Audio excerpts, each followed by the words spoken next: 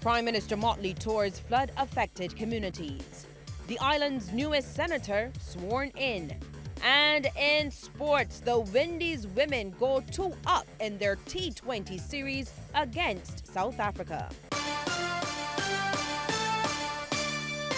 Credible, balanced, committed. This is the CBC Evening News. A very good evening to you. I'm Lisa Lord with the Saturday, September 29th edition of the CBC Evening News. And our top story, as National Youth Week draws to a close, government is promising that its work to help the youth and young entrepreneurs on the island won't stop there. Lorna Jones tells us more. In the middle of the Saturday hustle and bustle at Sky Mall, dozens of young entrepreneurs got the chance to bring their products and services to the public. The opportunity came as part of the Youth Enterprise Expo, organized by the Youth Entrepreneurship Scheme. Youth Affairs Minister Adrian Ford described the people of Barbados as its most valuable asset, and he says this is why government will continue to invest in the youth. The last Tracer study in 2011 identified that 30% of school leavers are unemployed, and out of that number, 70% have a burning desire to be entrepreneurs. And that's why we are here today, to help showcase our ministry's intent to provide an avenue where young people can dream their dreams and fulfill them, to be young business leaders in this country. The minister toured the booths, which had offerings ranging from handmade clothing and cosmetics to henna tattooing and dog houses. Managing Director of La Rosa Couture, Rosanna Mosley, says the Youth Entrepreneurship Scheme is invaluable to young entrepreneurs. The Youth Entrepreneurship Scheme has been very helpful to the business, I must say, and I get a lot of opportunities to go to showcases through the Youth Entrepreneurship Scheme. So I'm really thankful to them for the opportunities that they have afforded us as young entrepreneurs. Sherry-Ann Battershield of Select Natural Products says the exposure gained from the expo can make a major difference. Exposure is always good, and always meeting the right person at the right time, piquing somebody's interest who may have the same idea as you but from a different standpoint, whereby they may not be interested here, say in manufacturing, but they may be interested in the investment aspect or the marketing aspect. So the exposure is always welcome and always good. In total, 50 exhibitors took part in the expo. Lorna Jones, CBC News. Prime Minister Mia Amor Motley says that the country's infrastructure is in a woeful state. Noting that Barbados does not have the money to deal with every issue at this time, she says the government will be prioritizing the critical needs. The Prime Minister was speaking to the media following a day-long tour of several communities which were severely affected by the passage of Tropical Storm Kirk.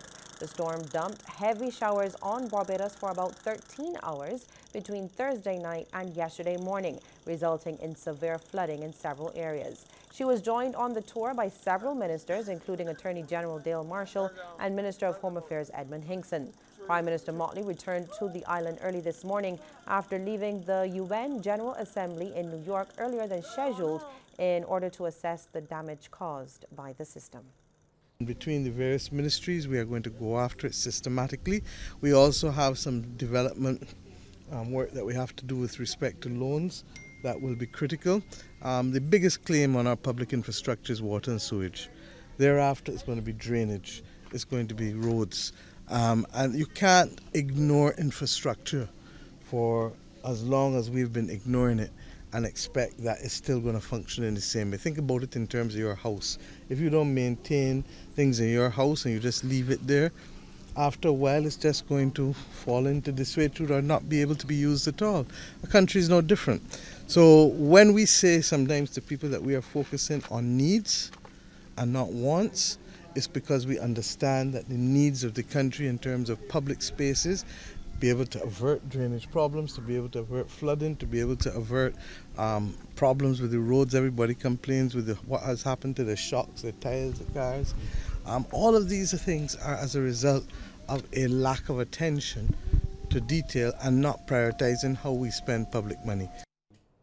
Well, Ms. Motley says that they will be meeting on Monday afternoon to receive the official reports of damage caused by Tropical Storm Kirk from the relevant authorities. She says immediate plans have been put in place to deal with the issue of flooding in several city districts. The Prime Minister says from the tour it is clear that greater attention must be paid to planning issues in terms of how homes and roads are constructed.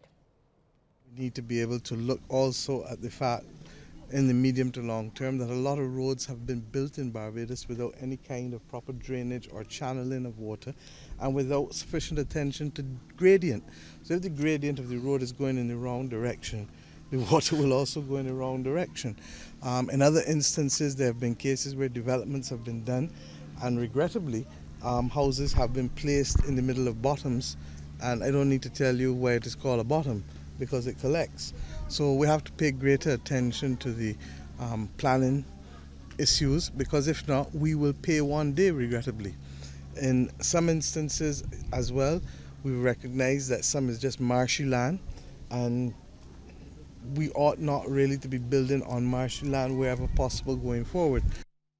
Ms. Motley has also asked Barbadians to keep around them clean. She says this is why the National Cleanup Program is so critical, as it can alleviate the likelihood of flooding. If there's garbage blocking drains, there are people in each community who are saying, look, help us help you. There's a gentleman in town who wants the rods to be able to help clear the drains in front of him. This gentleman back here literally went and bought the pipes this morning because the Water Authority, the Ministry of Public Works trucks were too heavy, as you saw where we were sinking when we walked on the land fireless truck, so that it couldn't take the water in the same way. And he went out and he's been pumping all day. Now that's a private effort.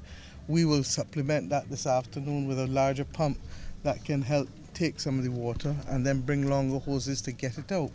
But these are the things that make a difference, and I want to be able to meet with Cabinet for us to discuss how we can have a better decentralized system where communities are not just government, where communities and households help us in this effort to be able to keep Barbados clean. First of all, because we are pretty when we are clean. And then secondly, we are healthy when we are clean. And thirdly, because we will attract others when we do it, not only just keep it for ourselves. The island's newest independent senator is excited about her new role. Althea Wiggins took the oath before Governor-General Dame Sandra Mason at Government House this morning. She was joined by family and friends. A beaming Senator Wiggins, who is the former Deputy High Commissioner to London, says that she's happy that more women are making their presence known in the House of Assembly. It is a privilege to be chosen by Her Excellency to serve. And yes, I think the number of females have been increasing over the years, and women in general have been taking leading roles here in Barbados. We wouldn't even have to go internationally, but we women are coming of age. Well, Barbados has another centenarian. Joseph MacDonald Ashby celebrated his birthday with Governor-General Dame Sandra Mason, family, friends and well-wishers at the Palm Beach condos today. He was dapperly dressed and smiling throughout the celebration. His daughter Carmita Bino described her father as a very loving and kind dad who loved going to church. She says he loved fishing and had at least one other hobby. He loves gardening and things like that.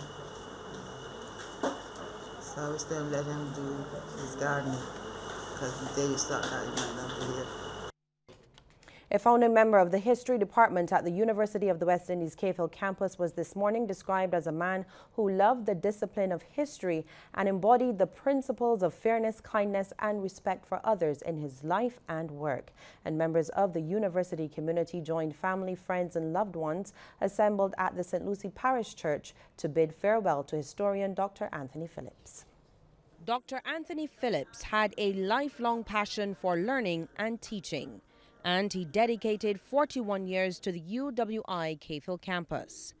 In eulogizing his late lecturer, head of the Department of History, Dr. Henderson Carter, spoke of his role in laying the foundation on which the History Department now stands. When the Barbados campus was opened in 1963, Dr. Phillips was the first person to be recruited as assistant lecturer to teach history and played a leading role in organizing the program of the Department of History. UWI was central to his life, and he loved it there. and he will be seen on campus with his trademark uniform, the shirt jack, the pockets filled with pens, a mini diary, and various pieces of paper. He was well loved by his students, who did not hesitate to take his courses. Friend and former colleague historian Trevor Marshall also paid tribute. When I started lecturing, I wanted you start to emulate certain people. There's Sir Keith Hunt in his shirt jacks, Sir Woodville Marshall in his pastels, and Tony Phillips dressed as I am. You could not emulate Tony's Oxford accent. You could not emulate his slow, deliberate walk, nor, his beneficent gaze and the "hello, how are you?" with which he greeted everyone.